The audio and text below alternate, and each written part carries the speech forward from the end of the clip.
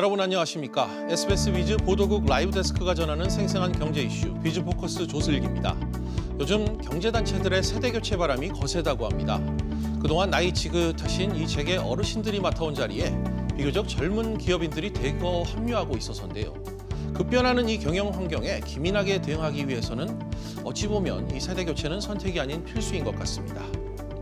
이번 주도 다양한 재계 소식들 알차게 준비했습니다. 비즈 포커스 본격적으로 시작하기에 앞서 라데들과 아이템 하나씩 짚어보겠습니다. 먼저 이한승 라이브 데스크. 네. 지난해 우리은행이 이 사상 처음으로 이 시중은행 4번째 자리를 NH농협은행에 내주며 위기를 맞았다고요. 네, 맞습니다. 자존심 잔뜩 구겼다라고 볼 수 있는데요. 코로나19 사태 그리고 사모펀드 사태까지 겹치면서 실적이 좋지 않았다는 얘기입니다. 올해가 그만큼 중요합니다. 위기 상황에 놓여 있는 우리 은행 상황 한번 체크해 보겠습니다. 네, 다음은 이 산업부 강산 라이브 데스크. 산업계에선 이 카카오의 인사평가 논란, 직장 내 왕따 소식이 연일 화제를 보고 있던데요.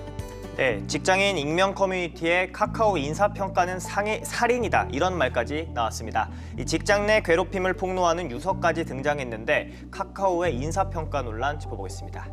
네, 인사평가를 두고 이 살인이란 단어까지 등장을 하다니 어떤 문제가 있는지 잠시 뒤 자세히 알아보겠습니다.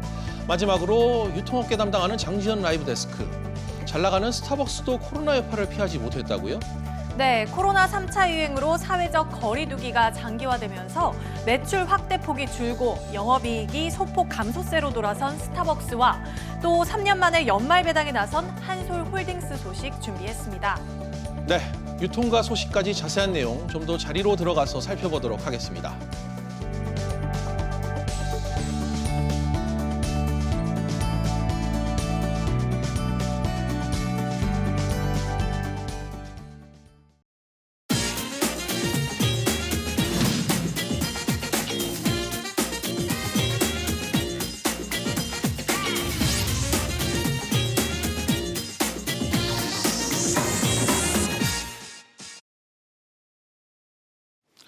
이번 주 금융가 인사이드는 우리은행 소식으로 준비했습니다. 보다 정확히 말하면 이 권광석 우리은행장 거취 얘기인데요. 그동안 4대 금융지주하면 국민, 신한, 하나, 그리고 우리금융이라는 데 별다른 이견이 없었습니다. 하지만 어느샌가부터 이 농협이 약진하면서 우리를 빅4 자리에서 끌어내렸습니다. 권 행장 입장에선 참 뼈아플 것 같은데요. 이런 상황에서 자신의 행장 임기도 조만간 만료된다고 합니다. 먼저 우리은행 상황이 어떤지 이한승 라이브 데스크가 정리했습니다. 네, 지난해 5대 금융지주 실적부터 확인해 보겠습니다. 저희 화면에 좀 띄워주시면요. 지난해 5대 금융지주의 당기 순이익입니다. 저희가 오늘 주목할 부분은 이 농협금융지주와 또 우리금융지주입니다. 지난해 농협금융지주의 순이익이 2%대 하락을 할 때 우리금융지주는 무려 30% 넘게 줄면서 희비가 엇갈렸습니다. 우리금융지주 입장에서는 4대 금융지주라는 타이틀을 내놔야 되는 상황이 됐는데요. 우리금융지주에 물어봤습니다. 뭐가 이렇게 실적 부진을 낳게 했냐? 그랬더니 경쟁사가 잘한 것도 있지만 코로나 사태 그리고 사모펀드 사태에 대비해서 충당금을 많이 쌓았기 때문이다라고 합니다. 실제로 충당금만 봐도 농협금융보다 우리금융이 충당금을 한 1,500억 원 정도는 더 쌓은 걸 알 수 있습니다. 다만 핵심 계열사인 은행 실적을 좀 보면요. 은행 실적도 우리은행은 농협은행에 뒤져 있는 상황을 연출했습니다. 충당금 핑계만 대기는 굉장히 아쉬운 상황이다라고 볼 수 있는 거죠. 사실 지난해 모두가 알고 있다시피 증시가 호황이었습니다. 그래서 증권사를 갖고 있는 지주들의 성적표가 굉장히 좋았는데요. 이 우리금융에는 이 증권사가 없었습니다. 그래서 증권으로 인한 수혜를 받지 못하다 보니까 은행이 아닌 비은행 계열사의 부재가 그만큼 뼈아픈 상황이었습니다. 공교롭게도 지금 보시면 NH투자증권의 당기순이익이 6천억 원에 거의 육박할 정도로 굉장히 좋은 실적을 냈는데 우리금융 같은 경우는 지난 2014년 민영화 과정에서 매각했던 우리투자증권이 지금 보시는 이 NH투자증권의 전신입니다. 그래서 더 아쉬움이 클 수밖에 없는 상황입니다. 당연히 우리금융 입장에서는 증권사 인수가 더 간절해지는 대목이겠죠. 하지만 지금 보시는 것처럼 주요 증권사의 지난해 당기 순이익 굉장히 좋은 성적을 나타냈습니다. 증가율만 봐도 두 자릿수를 증가한 업체들이 굉장히 많은데 이렇게 증권사 몸값이 크게 오른 상황이어서 적당한 매물이 나올지는 미지수입니다. 그만큼 우리금융의 올해 쉽지 않을 것으로 전망됩니다. 네, 이 금융지주사들의 비은행 부문 강화 목소리는 비단 어제 오늘 나온 얘기는 아닙니다. 우리 금융지주도 무게중심은 여전히 은행에 있고요. 결국 이 은행이 잘 돼야 지주도 제 역할을 한다 이런 뜻일 것 같습니다. 이런 우리은행을 이끄는 이 권행장의 임기가 조만간 만료된다고 하던데 일하되 연임 가능성이 지금 얼마나 됩니까? 네, 권광석 행장 누군지 좀 궁금하실 수 있는데요. 바로 이 인물입니다. 지금 연임 물어보셨죠? 지난해 3월, 2020년 3월에 행장을 취임해서 1년의 임기를 받았습니다. 그래서 말씀하신 것처럼 다음 달 임기가 끝났는데 연임을 할지 아니면 새로운 이제 행장이 올지가 관심입니다. 근데 현재로서는 이 연임에 무게가 실리고 있습니다. 우리은행 관계자 얘기 들어보시겠습니다. 대안이 보이지도 않고 계열사 가실 분들은 다 가셨고 임원 인사도 다 끝났고. 네, 차기 우리은행장을 논의하는 곳이 우리금융이사회인데 이사회 측은 실적에 방점을 두고 이 차기 은행장에 대해 논의할 계획입니다. 금년에는 어떻게 극복할 것인가 하는 게 이제 중요한 관건인데 신뢰 회복은 기본으로 하는 거고 고객 신뢰 회복을 바탕으로 해서 실적을 향상시켜야 되니까 네, 역시 연임의 바로미터는 실적인 것 같습니다. 결국 이 권행장이 실적을 끌어올릴 수 있는지가 이 여부가 관건인 것 같은데 이걸 보여줄 수 있는지가 상당히 중요할 것 같아요. 네, 맞습니다. 권행장의 그동안의 경력과 이력을 좀 보면요. 은행과 지주에서 홍보 업무를 다년간 맡아왔습니다. 그만큼 소통과 또 인맥 관리에 굉장히 능한 것으로 알려진 인물입니다. 그래서 행장으로 취임할 때는 영업하고 또 기업 금융 등 이 은행 본연의 실무 능력이 도마 위에 오르기도 했습니다. 그런데 이 권행장의 앞길을 가로막을 수 있는 요인이 하나 더 있습니다. 손태승 우리금융 회장과의 관계가 껄끄러운 것으로 알려져 있는데요. 지금 보시면 권광석 우리은행장의 최근 경력을 보시고 계십니다. 손태승 회장이 우리은행장으로 취임했던 지난 2017년 12월 이후에 우리 은행장인 권광석 행장의 경력을 보면요. 굉장히 짧은 기간 자리를 계속 옮겨왔던 것을 알 수 있습니다. 10개월밖에 안 됐고요. 그다음에 석 달밖에 자리를 보존하지 못했습니다. 심지어 2018년 3월에는 이 새마을금고 중앙회라는 우리금융 외부로까지 밀려나는 상황이 됐습니다. 그래서 지난해 3월에 권 행장이 행장으로 취임했을 때 이변이다라는 평가도 적지 않았습니다. 네, 사실 이 금융지주사회장과 은행장은 사실상 한 몸이나 다름없는데 다소 의외인 것 같습니다. 그럼에도 행장을 맡았다는 거는 이 다른 이유가 있어서 아니겠습니까? 네, 그럴 말씀을 좀 드리려면요. 우리은행의 어떤 상황을 맞이했는지 그리고 어떤 과거가 있었는지가 중요할 텐데요. 우리은행은 외환위기 직후에 상업은행과 이 한일은행이 합병해서 탄생한 은행입니다. 그러다 보니까 이 합병 후에도 상업은행과 한일은행 출신 간의 주도권 싸움이 있어 왔습니다. 우리은행이 물어봤습니다. 지금도 그런 게 있는지. 그랬더니 우리은행 측은 시간이 많이 흘렀기 때문에 지금은 그런 게 없다라고 손사래를 쳤는데 하지만 관계자들한테 얘기를 들어보면 여전히 남아있다는 게 중론입니다. 알력이 좀 있죠. 밑에 직원들이야 그렇겠지만 주로 지점장 이상급들 출신이 틀립니다. 네, 결국 행장으로서의 능력보다는 이런 출신 갈등 때문에 이 한일은행 출신인 손태승 회장이 상업은행 출신인 권광석 행장을 밀었다라는 해석도 있었고요. 이와 함께 현 정권 간의 소통을 하기 위해서 커뮤니케이션 능력이 탁월한 권광석 행장이 선택됐다라는 해석도 있습니다. 그렇군요. 이 정확히 1년 전 행장에 오를 당시 여러 해석들이 오간 것으로 기억됩니다. 이 내부적으로 출신 안배를 고려한 이 탕평 인사다. 현 지주회장보다는 권 대표가 더 소통 능력이 뛰어나다. 이런저런 평이 많았던 게 분명합니다. 그렇지만 이 가장 중요한 실적 면에서 능력을 입증하지 못했으니 연임에 지금 물음표가 달린 그런 상황입니다. 권 행장의 부담이 요즘 이래저래 클 것 같은데요. 연임 여부 저희도 지켜보겠습니다.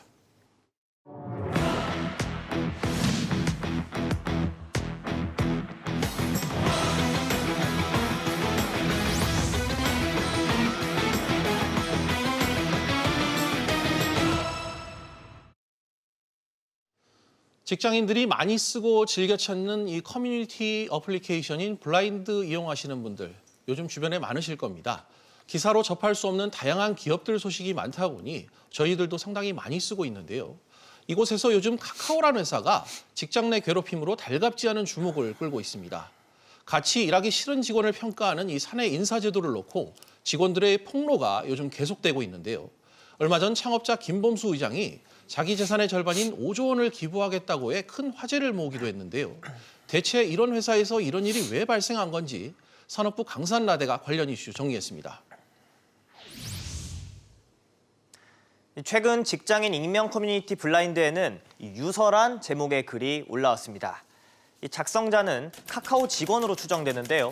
지금 삶은 지옥 그 자체이고 너무 힘들고 지친다면서 회사의 왕따 문제가 없어졌으면 좋겠다. 이렇게 극단적 선택을 암시하며 직장 내 괴롭힘에 대해 호소하는 내용입니다.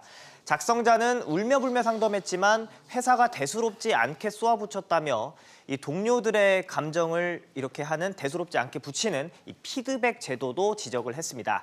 카카오는 곧바로 극단적 선택을 한 직원이 없다고 밝혔지만 이후 논란은 쉽게 가라앉지 않았습니다. 바로 다음 날 카카오의 인사평가는 살인이란 이 추가 폭로 글이 올라왔습니다. 작성자는 카카오가 동료 생각을 조사하는데 다시 함께 일하고 싶은지 역량은 충분한지 등을 묻는다는 겁니다. 해당 폭로글에 따르면 카카오의 인사평가 항목에는 다른 동료인 평가자가 함께 일하기 싫음과 상관없음, 함께 일하고 싶음을 선택하도록 돼 있습니다. 평가 대상인 본인이 직접 결과를 확인할 수 있다 보니까 직원들은 자존감을 짓밟고 왕따를 유도하는 잔인한 평가 제도라며 불만을 쏟아내고 있습니다. 유사한 내용의 글은 이후에도 잇따라 올라오고 있습니다. 네, 지금 이 강라대 얘기 들어보니까 이 카카오의 인사평가 방식이 여론에 지금 문매를 맞는 것 같습니다. 같이 일하는 동료들로부터 이 평가를 받는 건 뭐 새삼스러운 일은 아닐 것 같습니다. 그렇지만 한편으로 봤을 때 조금 무섭다는 생각도 들어요. 우리 라대들 지금 어떻습니까? 앞서 발제한 당장 저희만 놓고 봤을 때 이한승 라대의 금융가 인사이드를 두고 저희가 평가를 하겠다 이런 내용 아니겠습니까? 그렇겠죠. 저만 평가받는 건 아니고 이제 네. 서로 평가를 하는 걸 텐데 평가 항목이 아까 함께 일하기 싫음이라고 돼 있는데 저는 그런 생각이 들었습니다. 싫다라는 것 자체가 굉장히 감정이 들어간 것으로 봤을 때 그쵸. 이게 과연 객관적으로 평가를 할 수 있을까? 사적 감정이 들어가진 않을까라는 생각이 들어서 지금 저렇게 극단적인 얘기를 하는 것도 일견 좀 이해는 간다는 생각이 들었거든요. 네, 상당히 좀 왕따, 직장 내 괴롭힘, 무거운 주제입니다. 장라대는 좀 이 부분에 대해 어떻게 생각하고 있어요? 저는 질문 내용만 들어도 좀 마음에 상처가 될 것 같은데요. 최근에 이제 프로배구에서 이재영, 이다영 선수의 학교 폭력 문제가 불거졌잖아요. 네. 직장 내에서도 이런 문제가 불거질 수 있지 않을까 이런 생각이 좀 듭니다. 알겠습니다. 다른 기업들보다 수평적인 조직 문화를 유독 더 지향하는 이 IT 기업에서 터진 일이라 눈길을 끄는 것 같습니다. 지금 이 카카오의 인사평가가 직장 동료 간의 불신을 계속해서 키우고 있다는 지적이 나오는 것 같은데요. 관련 아이템 취재한 강산라대와 좀 더 짚어보도록 하겠습니다. 강라대가 지금 자리에 돌아왔죠? 네. 강라대, 카카오 인사평가에서 언제부터 이런 항목이 먼저 생긴 겁니까? 네, 카카오에 따르면 이 평가 문항은 지난 2016년부터 직원의 아이디어로 도입된 제도입니다. 이 카카오는 객관성과 공정성을 위해 직원들이 모두 참여하는 다면 평가를 하고 있는데요. 인사평가 항목만 약 100개 문항으로 구성된 것으로 지금 전해졌습니다. 논란이 된 항목을 포함해서 모두 익명으로 진행됩니다. 이 최근에 함께 프로젝트를 했던 동료나 상급자 등이 자신을 평가하는 방식인데 본인과 또 아까 말씀드렸다시피 해당 부사장 등이 이 평가 결과를 볼 수가 있습니다. 저 좀 궁금한 게 생겼는데 네. 함께 일하고 싶다라는 걸 누가 평가했는지는 모르잖아요. 네. 그러면 사실 일할 때 동료들 보면 그런 생각 들 것 같다는 생각이 듭니다. 저 사람이 혹시 나한테 싫다고 평가를 한 건 아닐까라고 괜히 그냥 암묵적으로 자기가 본인이 이제 지레짐작할 것 같은데 직원들의 반응도 그렇게 좋지는 않을 것 같거든요. 네, 지금 말씀해주신 그 바로 익명에 대한 부분이 지금 많이 거론이 되고 있는데요. 네.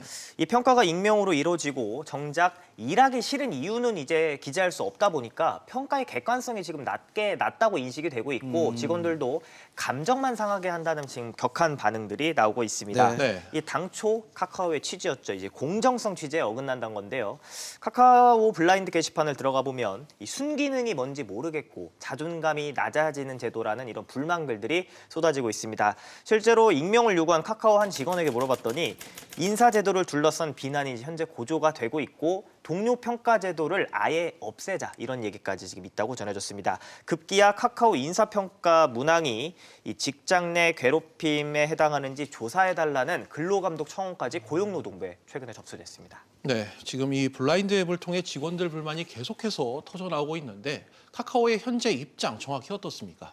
네, 이 카카오 측은 전 직원 중에서 이제 함께 일하기 싫다 이렇게 응답한 비율은 1%대에 불과하다면서 동료 평가는 참고 자료 중 하나로 활용되고 최종 평가 결과에는 직결되지 않는다고 밝혔습니다. 또 지속적으로 인사평가에 대한 직원들의 피드백을 반영을 해서 이 제도를 개선해 나간다고 입장을 밝혔습니다. 네, 원론적인 입장인 것 같은데 이번 사태를 바라보는 외부 전문가들, 인사 전문가들 의견은 좀 어떻습니까? 네.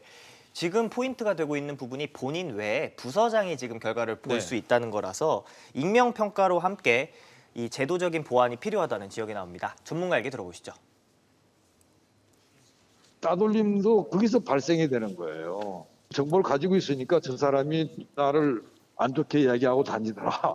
방조하는. 이게 제가 볼 때 가장 큰 문제라 생각합니다. 부서장이 다른 사람한테 전달해가지고 그게 유포가 된 거 아니겠어요? 재발을 방지할 수 있는 조치를 만들어야 된다. 근데 또 한 심리학과 교수는 경영상의 관점만 있고 정작 인사제도지만 직원에 대한, 사람에 대한 배려는 빠진 제도라고 꼬집었습니다. 예, 강라대. 또 이 부분을 짚지 않을 수가 없는데 최근 이 김범수 의장이 통큰 기부 의사를 밝혀서 화제가 됐잖아요. 네. 그런가 하면 한켠에서 이 부분이 논란이 됐는데 이와 관련해 좀 입장을 밝힐까요? 어떻습니까? 네, 일단 김 의장이 내일 오후 말씀해 주신 대로 2시에 온라인으로 이제 간담회를 진행하는데요. 당초 김 의장의 기부 방식과 관련해서 만들어진 자리입니다. 이 계열사 직원들까지 모두 합쳐 약 6천 명이 모이는 자리인 만큼 인사평가 관련 질문이 역시 나올 가능성이 있습니다. 이 문제가 직접 논의가 될지는 이제 두고 봐야 하는 상황입니다. 네. 최근 이 전 재산의 절반 이상을 기부하겠다고 밝힌 이 김범수 카카오 의장의 이 존경과 찬사가 쏟아졌었죠. 그러는 사이 한켠에서는 이 카카오의 인사평가 시스템에 대한 논란이 커졌고 이 회사를 바라보는 기류가 조금씩 달라지고 있습니다. 동료 간 소통과 협업을 강화하기 위한 인사평가라고 회사 측은 해명하고 있지만 직원들은 정작 납득을 못하는 것 같습니다. 업계에선 이 그동안 감춰졌던 논란이 수면 위로 터졌다 이런 반응까지도 나옵니다. 꿈의 직장으로 불리는 카카오가 이 살인행위란 말까지 나오는 이 인사평가 논란을 어떻게 극복할지 관심이 쏠립니다.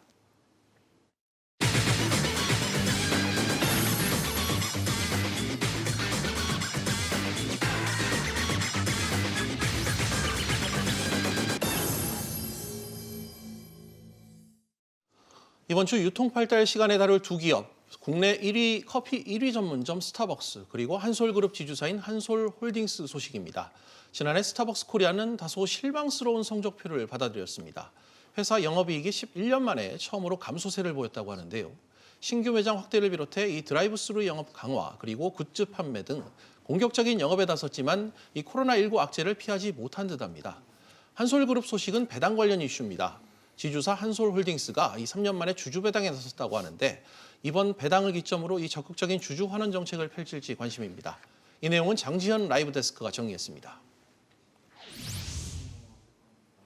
건물 하나 건너마다 커피 전문점 스타벅스 있는 곳들 심심치 않게 보이고 있습니다. 이제는 스타벅스가 없는 도심 풍경은 상상하기 어려워졌는데요. 최근에는 불과 4년 만에 매출이 1조 원 늘어나는 고속 성장을 일궈내기도 했습니다. 하지만 코로나19는 천하의 스타벅스도 주춤하게 만들었습니다. 지난해 4분기에 매출이 후퇴하는 역성장을 기록한 건데요. 사령탑 송호섭 스타벅스 대표의 고민들을 짚어보겠습니다.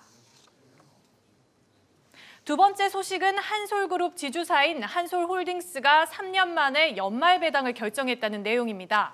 한솔홀딩스는 지난해 감자를 실시하면서 배당의 토대를 마련했고 미술품 매각, 한솔 EM 매각 등으로 배당 재원을 마련했습니다.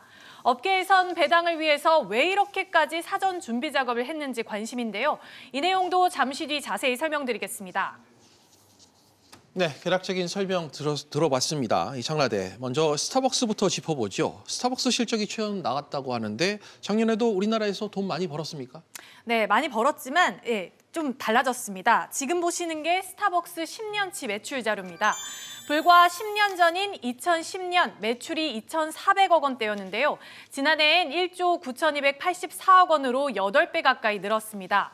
또 2016년 1조 클럽에 진입했는데 4년 만에 매출이 다시 1조 원 가까이 증가했습니다. 10년 동안 점포 수가 5배 가까이 늘기도 했지만 매장당 매출도 2010년 7억 원대에서 2019년 13억대로 2배 정도 늘었습니다.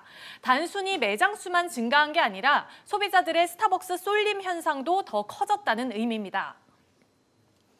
네, 이렇게 잘 나가는 스타벅스에 대체 어떤 고민이 있다는 겁니까? 네, 10년 동안 매년 20% 이상씩 성장했지만 지난해만 놓고 보면 상황이 좋지 않습니다. 결정적인 이유, 바로 코로나19 감염 때문인데요.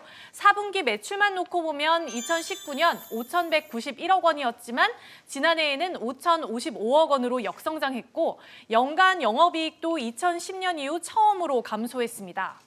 네, 실적이 나쁘면 좌불안석인 사람 바로 회사 대표입니다. 장나대, 저희와 함께 유통 출입했을 때 이 이석구 전 대표 실적이 앞서 보신 것처럼 상당히 좋았잖아요. 지금 송호섭 대표 올해가 취임 3년 차라고 하던데 실적이 이렇게 안 좋으면 좀 불안하지 않을까요? 네, 앞서 11년 동안 스타벅스를 이끌어왔던 네. 이석구 전 대표의 뒤를 이어서 2019년 3월 송호섭 대표가 스타벅스의 새 사령탑이 됐습니다. 송 대표는 나이키, 언더아머 코리아 등에서 경력을 쌓은 외부 인사인데요. 계획대로라면 지난해 스타벅스는 매출 2조 원을 달성이 이루어졌어야 했지만 코로나라는 전례 없는 위기 속에 다소 주춤한 결과를 냈습니다. 전 이석구 대표가 쌓아놓은 실적이 탁월했다는 점에서 과연 송 대표가 코로나 시대에 어떤 해법으로 스타벅스의 성공 신화를 이어나갈지 관심입니다. 이번엔 한솔그룹 이야기 넘어가 보겠습니다. 장나대, 한솔홀딩스가 3년 만에 배당을 한다고 하던데 이 주당 얼마나 쳐줍니까? 네, 먼저 한솔홀딩스는 보통주 한 주당 120원의 배당을 실시하기로 했습니다. 모두 50억 원 규모인데요. 회계연도를 기준으로 2017년 배당을 실시한 이후 3년 만입니다. 이전까지 적자였던 당기순이익이 지난해 크게 증가하면서 배당 여력이 생긴 덕입니다. 네. 주당 50원, 총 50억 원. 이 회사가 이 주주한테 이 배당금 주려고 사전 작업을 꽤 많이 했다고 들었어요. 네, 지난해 3월 한솔홀딩스는 주식 액면가를 5,000원에서 1,000원으로 줄이는 감자를 실시했습니다. 상법상 배당 한도는 순자산액에서 자본금, 자본준비금 등을 뺐을 때 플러스인 상태에서만 할 수 있는데요. 감자로 자본금을 2,359억 원에서 420억 원으로 줄이면서 배당 한도가 마이너스에서 플러스로 전환됐습니다. 또 미술품을 매각해 90억 원 이상 수익을 거뒀고 자회사 한솔이엠을 한솔재지에 327억 원에 매각하기도 했습니다. 그렇군요. 장나대, 그런데 이렇게까지 하면서 배당을 하는 배경도 좀 궁금한데요. 네, 다양한 해석이 나오는데요. 대표적으로 조동길 회장의 지배력을 강화하기 위해서 한 것 아니냐 이런 해석이 나오고 있습니다. 네. 한솔홀딩스 최대 주주인 조 회장은 장내 매수를 통해 2019년 8.93%였던 지분율을 2년 만에 17%까지 올렸습니다. 하지만 지분율이 낮아 안심하긴 어렵다는 평가입니다. 지분 33%를 확보해야 안정적인 지배력을 갖고 있다고 보는데 우호 지분을 합쳐도 30% 수준이기 때문입니다. 조 회장은 이번 배당으로 8억 7천만 원가량을 챙길 것으로 예상되는데요. 이걸로 지분 매입에 나선다면 23만 주 이상, 지분율 0.6%를 더 늘릴 수 있을 것으로 보입니다. 네, 결국 이 3년 만에 연말 배당을 실시했던 이 한솔홀딩스 속내를 들여다보니까 이 오너 일가의 지배력 강화가 무관치 않은 행보였다는 지적이 나오는 것 같습니다. 오너인 이 조동길 회장이 배당 수익을 앞으로 어떻게 활용할지 저희 비즈포커스 팀도 지켜보겠습니다. 지금까지 라데들이 준비한 소식 살펴봤고요. 저는 이제 마지막 코너 진행하러 이동하겠습니다.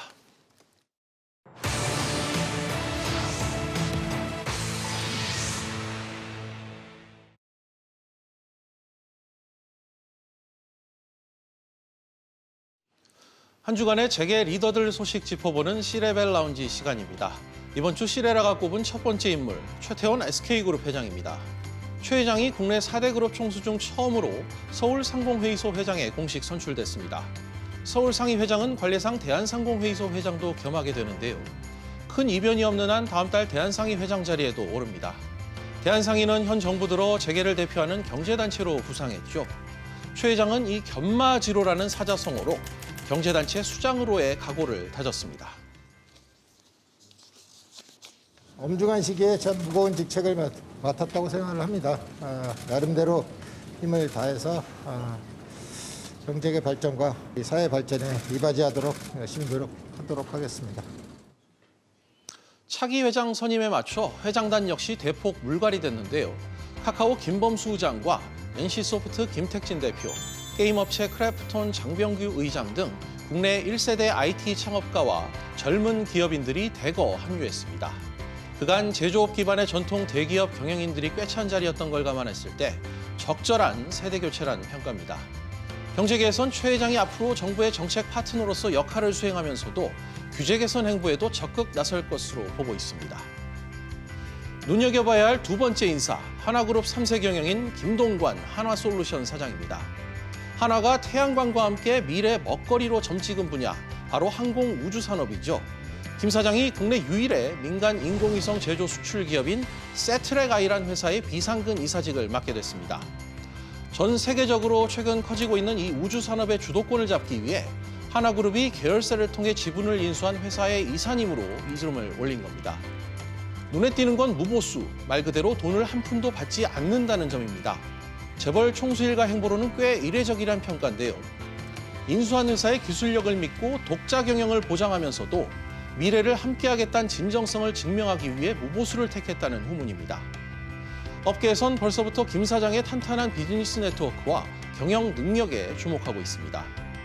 다보스 포럼 10년 개근, 그리고 주요국 태양광 모듈 시장 1위 등 소처럼 우직한 행보를 통해 그간 단단히 입지를 다져왔기 때문입니다. 김 사장의 이번 결정이 향후 어떤 결과로 이어질지 계속 지켜봐야 하는 이유입니다. 마지막 소식은 조카의 난으로 세간의 관심을 끌고 있는 박철환 금호석유화학 상무입니다. 작은아버지 박창구 회장과 특수관계를 끝내고 주주명부 열람을 요청하며 경영권 분쟁에 신호탄을 쏘아 올렸죠. 박 상무가 한 달여의 침묵을 깨고 마침내 입을 열었습니다. 첫 공식 입장문을 내놨는데요. 자신의 주주 제안은 회사의 지속 가능한 발전 그리고 주주가치 제고를 위해 정당하다고 주장했습니다. 또 기업 체질 개선을 통해 2025년까지 시가총액 20조 원 달성이란 경영 목표도 제시했습니다. 금호리조트 인수의 반대 입장도 분명히 했습니다. 법원도 박 상무의 손을 들어줬습니다. 회사를 상대로 주주 명부를 달라며 낸 이 가처분 신청을 받아들였는데요. 절차상의 하자를 이유로 고배당 주주 제안을 거절하려 했던 박 회장 측 입장이 난처해진 모양새입니다. 조카의 선전포고에 작은아버지 박창구 회장은 어떻게 맞대응할까요? 이번 주 C레벨 라운지 여기까지입니다. 오늘도 숨가쁘게 달려왔습니다. 저희가 준비한 소식 잘 듣고 보셨는지요? 라이브 데스크들이 전하는 생생한 경제 이슈, 비즈포커스 여기서 마치겠습니다. 시청해주신 여러분 고맙습니다.